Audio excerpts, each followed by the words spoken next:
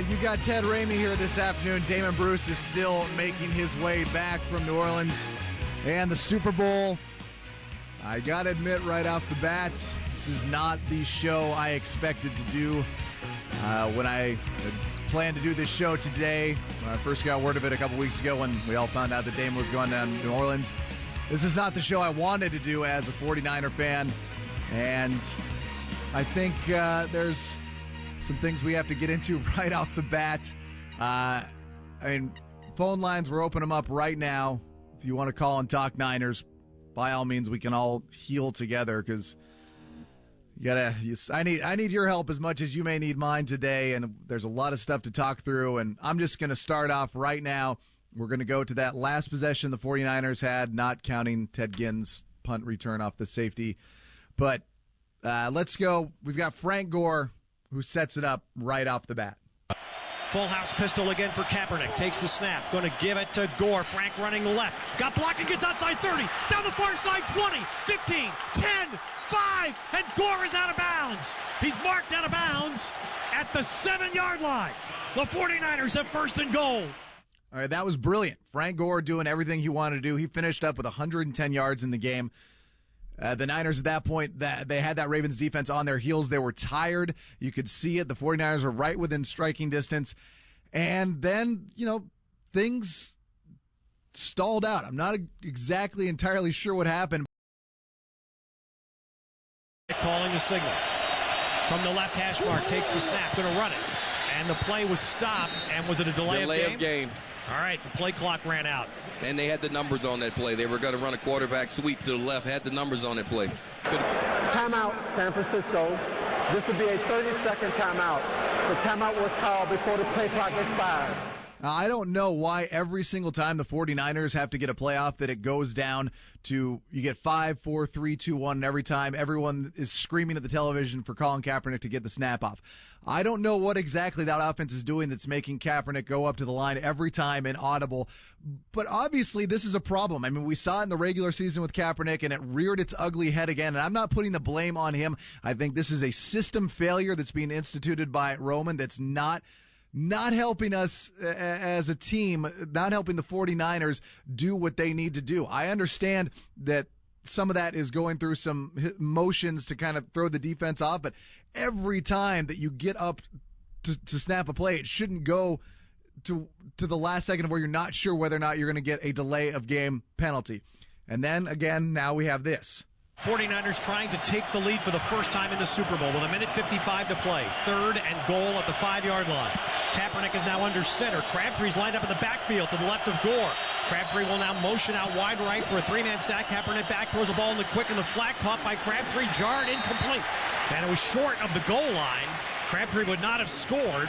He might have gotten to the 3-yard line. And now the 49ers Super Bowl will come down to 4th down. And at this point, you have to be wondering, why are they not trying any sort of run using Kaepernick's legs? Why have they not tried to use Frank Gore? Why were they going at a throw right there when Crabtree was not across the end zone, when there was no chance of him getting in? It looked bad on every single instance of this. There was nothing about that suddenly the 49ers, everything that got them to that point went away. It's like they took away all their weapons and decided to play some sort of different game plan out there. And then we have the 4th down play that, well, let's listen to it. A pistol set. Gore behind Kaepernick. Kaepernick's going to run out of time. The 49ers have to call a timeout. They don't. Okay, why not? Why do you not call a timeout at this instant right here? This is your season on the line. You have one play, and you're going to get it off in a rushed fashion and have some throwaway fade to the corner of the end zone to Michael Crabtree? Well, okay, actually, apparently that's what they wanted to do. Snap is there. Ball's thrown up to the end zone, incomplete.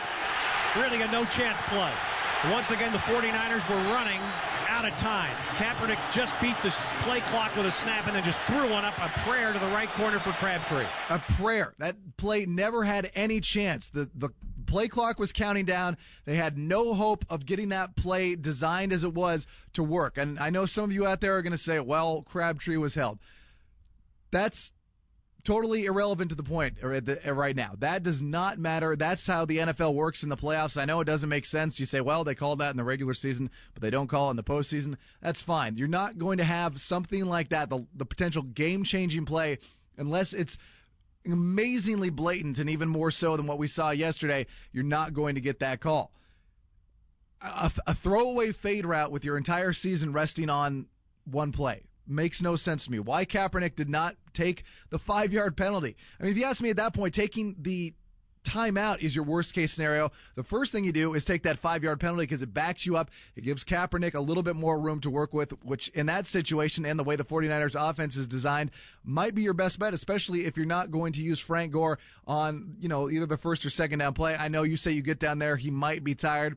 I do not understand what the 49ers were thinking in that situation.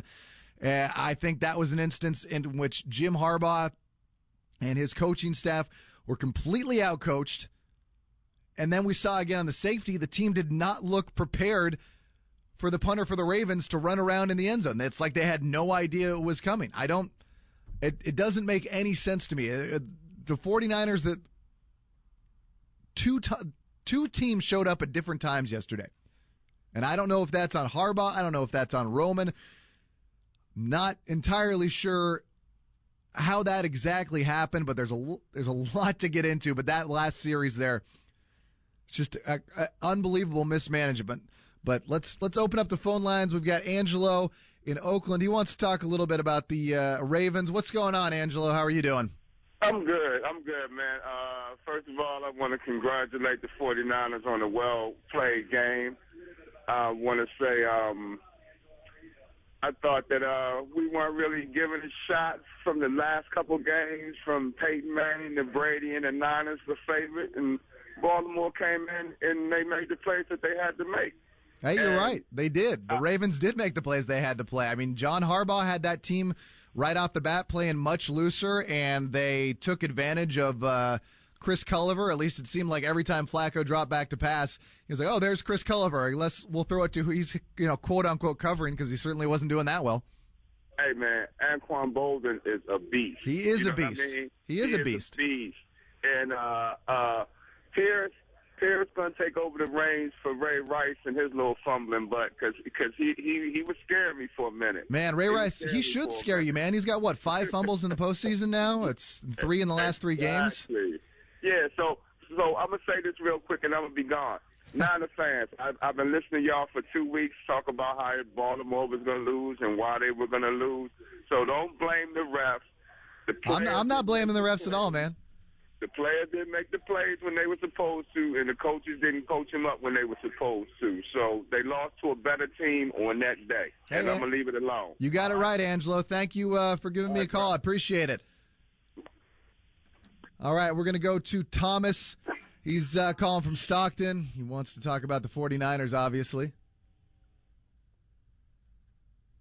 Thomas, you there? Yes, sir. Thank you for taking my call. What's happening, Thomas?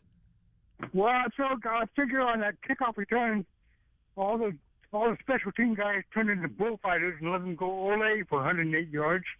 It was the second year in a row that the special teams let them down.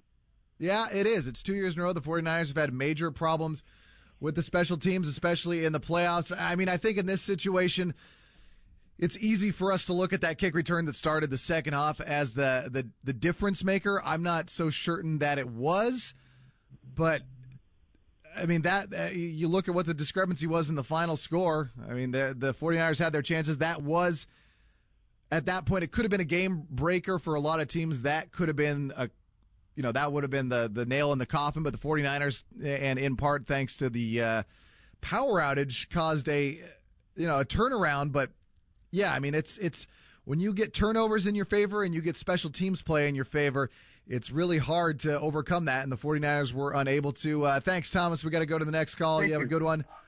We got Dan out in Danville. He called on back. What's happening, Dan? Hey, what's up, man? Thanks for taking my phone call. Hey, thanks for giving us a call. What's up? Hey, my 49ers lost. They're 8-1 favorites for next year's Super Bowl, and they're going to win. But the bottom line is, I think I'd like to point out something else, if I can, real quick, to a January 27th article in the Chronicle by Matera Ross. Sure. And basically it said that, San Francisco City was all decked out in 49er pride and red and gold.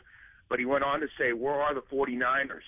And he concluded his article with basically saying that the San Francisco 49ers organization has dumped on the city and county of San Francisco. And you know what? I think it rings true a little bit. I think San Francisco, the 49ers have faced the city out for a couple of years now. And this poor kid, Culliver, he has to do sensitivity training. I really don't know why, to appease a certain community in San Francisco, which, they're 40 miles south. They have nothing to do with the city and county of San Francisco. And Jed York, who's got it better than him? He's got a brand-new stadium in Santa Clara, and he gets to have that big name, San Francisco, the city of. Yeah, no, he does, Dan, but the thing is, nobody in the NFL technically, they're not actually in their city. These are all hired guns. It's a very rare situation where you have, guys that are from the town representing your team. And we got to go to commercial, Dan, so I got to let you go. But thanks for calling in. But, the whole idea of these guys representing the city, they do and they don't. They're hired to represent a team that happens to share the name with the city. Now, that being said, you can't go around saying – any team, you can't go around saying homophobic remarks, and especially of an inflammatory nature. And especially when you're San Francisco, you got to go to sensitivity training because you're potentially – and I know this sounds cold and calloused, you're potentially hurting the bottom line of the 49ers. All right, we got to take a break. I'm Ted Ramey in for Damon Bruce today on the Damon Bruce Show. Damon might join us a little bit later. Not entirely sure yet. He's still working his way back from New Orleans. If you'd like to give us a call, it's 415-808-1050. Damon Bruce on KNBR 1050, the sports leader.